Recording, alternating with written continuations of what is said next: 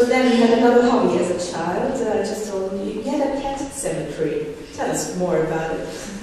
Yeah, I never realized how weird that was. It was. Yeah, I know. Only the last few years have I realized how weird it was. It started, I think, with a cat, and then within a couple of years, I think it was the ceremony that attracted me to it, because I would do really like Egyptian, there would be boxes and cotton, and I had this costume jewelry somebody had given me, and I would put a little piece of jewelry in each, next to the carcass of the pet, for the afterlife. It's amazing I didn't try to mummify anybody. And then there would be I had all these hats. I had a box of funeral hats, and I would put up on a funeral hat, and I would demand that neighbors or friends come, and I would, do a whole last rites, and he would bury the pet. And within a couple of years, I had, probably, there were maybe 40 pets. What was the biggest one? That's a good question. They didn't get very big. It was a lot of hamsters and goldfish. There was one chicken, and the chicken was probably the biggest. But I wonder now, because we moved from that house when I was probably 10, and I imagine now somebody going out there to start a garden. These little skeletons in these boxes. So you could use, they might think that was a serial killer. Right. Or a future serial killer. Oh my God. How many of those pets were your own? Are you implying I didn't take very good care of my pets? No, a few of them. I mean, word spread pretty quickly in the neighborhood that if you had, a pet and it died, you could bring it over to my house. And in fact, I remember people showing up, like kids, and I don't know if people do this in Germany, but in America, kids, like if their goldfish dies, sometimes they put it in the freezer. I think it's just maybe too hard to let it go for a kid, and so they freeze it.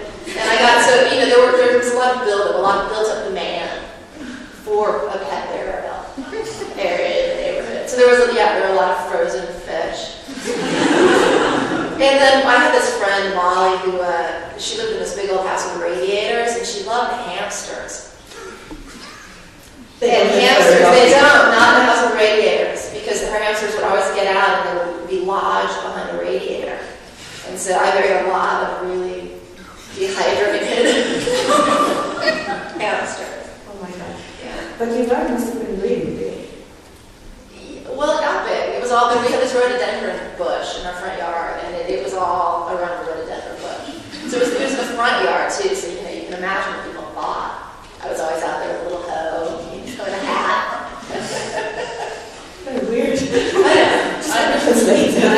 Für die few who might not understand. Also ich möchte ganz kurz zusammenfassen. Also Sie hatte schon als kleines Kind, how old were you when you started this? 6 or 7.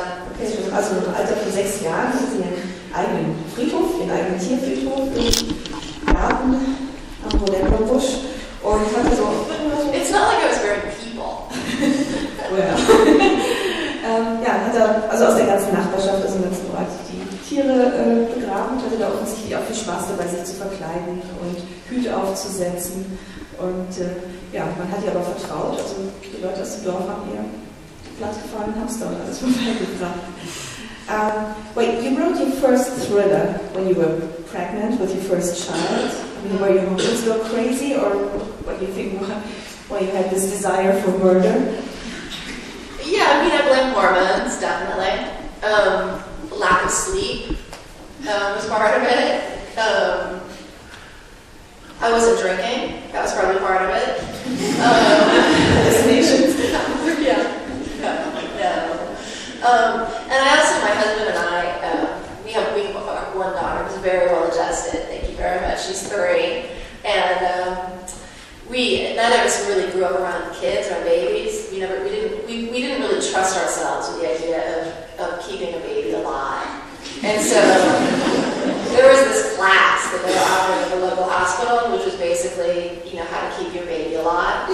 And so we said that's the class for us, and we signed up, and we would go every week, every Wednesday night to the hospital, and And they would talk about how it was going to be, the whole delivery, and then how, once he had the baby, what to do to keep the baby alive. But mostly, they would show videos of childbirth over and over again. And they weren't just like happy videos of childbirth, everything goes well. They were all just like horrible, and horrific. Everything goes wrong video of childbirth, where they would do emergency C-sections, and it was really violent. Childbirth is really violent. And I think that they showed all these videos so that the spouses, wouldn't fade dead away in the delivery room to just try to get everybody used to what was going to happen. But my husband and I ended up dropping out because we just found the whole thing so disturbing. I think that kind of, my fantasies turned very violent. And also my husband at that time was working in a video store, and then he brought you, horror videos? We were, yeah. I was watching a lot of thrillers and reading a lot of thrillers at the time. And then I was up and I saw this episode of Larry King. It was about the Green River Killer, and I was 10 when the Green River Killer, the first bodies were found, and it really had a big impact on me as a kid. This sense of there being that particular kind of danger in the world. And while he killed many prostitutes, some of them were pretty young. They were 15, 16, 17 years old. And so to me, I just thought he killed teenagers. And I was scared. He was the boogeyman of my youth, the Green River Killer. And I was aware that there was this killer and there was this task force of cops looking for him. And that captured my attention. And he was at large for like 20 years. It took that task force a long time to catch this guy. But he had been caught a year or two before I saw this episode of Larry King. And they interviewed all of these cops. And it had been so long since I had thought about this. But seeing these cops, I remembered their pictures in the paper, from when I was 10, 11, 12 years old. That's the kind of impact they had on me. And I was fascinated by that kind of relationship of a cop who had spent his career on one case. And then you catch the killer, and then, what happens then? Kind of the next day after you catch the monster. And Gary Ridgway cut the same deal that Gretchen Lowell cuts in my book, which is to avoid the death penalty. He agreed to tell them where more bodies were.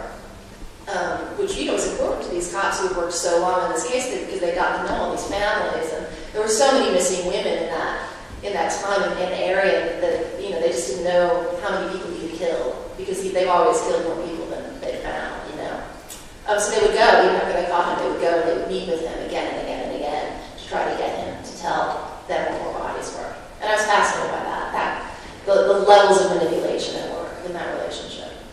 Okay, ich hoffe, Sie haben gut aufgepasst, wenn ich das jetzt alles nochmal nachübersetzen soll. Wird es ein bisschen schwierig, weil vor einer Viertelstunde hat sie angefangen zu antworten. Ich habe sie erstmal gefragt, als sie ihren ersten Thriller geschrieben hat, war sie schwanger und da die Hormone vielleicht ein bisschen voll gespielt haben. Und dann hat sie noch erzählt, sie war so ein bisschen besorgt. Sie wäre nicht in der Lage, vielleicht das Kind am Leben zu halten, hat dann mit ihrem Mann zusammen im Krankenhaus Kurse besucht, die aber ganz fürchterlich waren, weil man ihnen auch Filme gezeigt hat, was alles schiefgehen kann bei einer Geburt.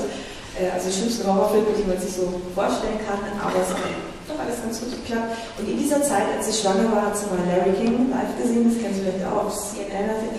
Und der hat über diesen Green River Killer berichtet und das hat sie sofort fasziniert, weil sie auch als Kind eigentlich damit aufgewachsen ist. Denn der Green River Killer hat gleich um die Ecke eigentlich gewohnt und zugeschlagen. Sie ist also mit ihm aufgewachsen, hat auch immer Angst irgendwie davor, also auch wenn sie abends spazieren gegangen ist oder so als Teenager. Man wusste nie, kommt man wieder nach Hause oder nicht.